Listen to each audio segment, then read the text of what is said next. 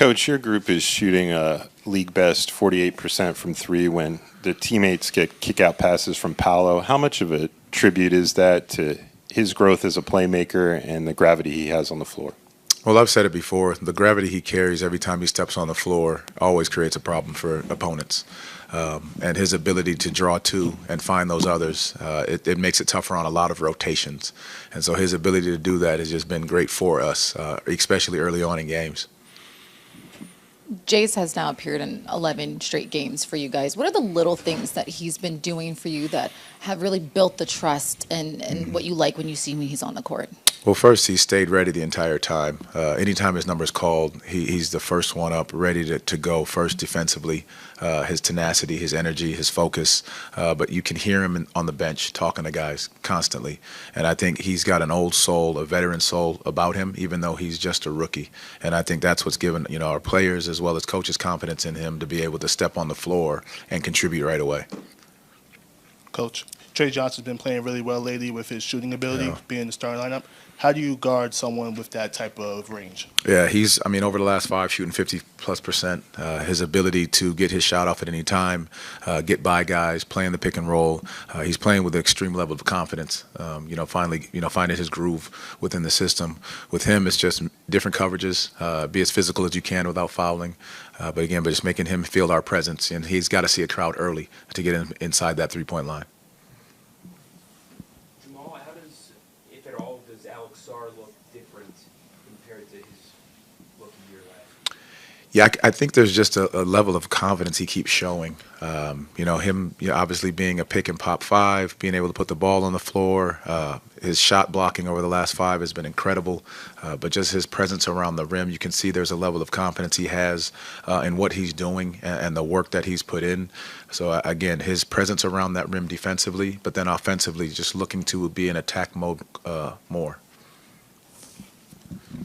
Jamahl, I know you've talked about this a great amount, but your first 2 years, a lot of young guys, a lot of struggles, and then that breakthrough third season. And I'm just wondering, as you got towards the end of that second season, did you see this is coming, like we're close to turning this thing around? Diaz, it's interesting you say that. Our coaches were just talking this morning how interesting it was that you won 22 games your first year, and then you're sitting on 20 right now. And so just to have the perspective of what you get to do and how far this group has come and the expectation that we have for one another as coaches, as players, and the expectation this group has to just do great things. But to your question, you see the growth within guys, and you saw the care factor, the want factor, that they knew they could do more for themselves, but also for this organization. And that's what this group continues to believe in. Coach, this Wizards team, albeit faces are the same, but just from the sheer amount of reps they've gotten, looks a little bit different than the last time you've seen them. What have you seen over the course of the 30 games they've played of growth-wise, especially with how young they are? Well, I haven't watched all 30, but watching the last 5, you can see the shooting going up. They've won 4 out of the last 6. They're playing with a level of confidence, togetherness, and just a freedom to go out and be themselves. And I think that's what young teams need, to be able to have the structure, to be able to play within that structure, but also the confidence to know what they're capable of doing. So just like Trey, just like McCollum, just like Coulibaly, like these guys are playing with an extreme level of confidence.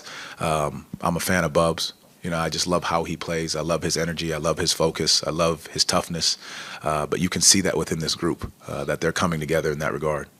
You mentioned CJ. What do you think, from the outside looking in at least, the presence of 2 vets, CJ and Chris, have meant to them this season, just being transplants and being here for such a short time already? It's so interesting in this league that, we continue to get younger. Guys like Chris and guys like CJ, they represent leadership. They represent professionalism. They represent showing guys how to do the right thing in a locker room, taking care of your body, how to be a pro on the road, how to be a pro at home, how to do all the right things. Those are two phenomenal pros.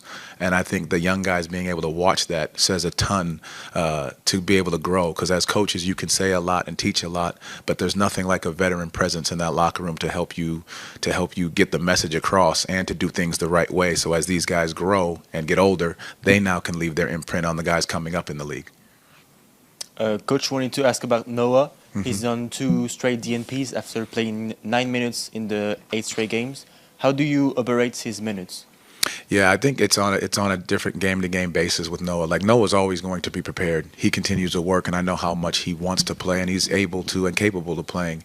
I think there's games that see him fit for, jumping in the rotation, and there's other games that are different. And I think just us communicating that with him, as all the guys when their number's called, they're ready to go. So some nights it'll be his number, some nights it won't. But one thing I know about him, he'll always be ready to go, to defend, and do all the things that are necessary for us on this court.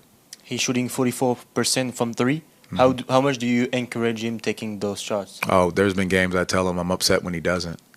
Because he's able to knock shots down, and when he passes them up, it obviously collapses the defense, so teams can rotate to us a little faster. So I want him stepping in with confidence, knocking shots down.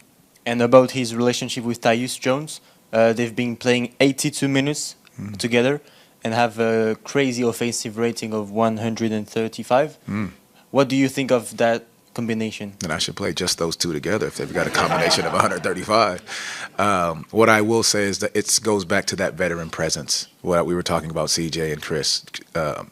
Tyus has that veteran presence, that he knows how to help these young guys be pros, to do the right thing, to act accordingly, to be professionals on and off the court. And I think that's what you see show up when Tyus is on the court with these guys, not just Noah, but these others as well.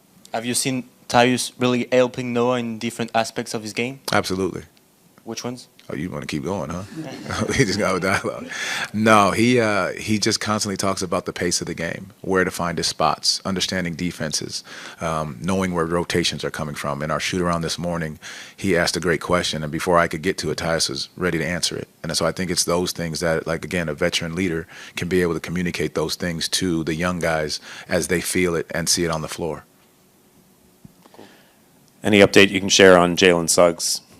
No, he's not doing it. He's doing no contact stuff right now. So just slowly seeing how he responds to the treatment that he does day to day. Well, not on the court yet.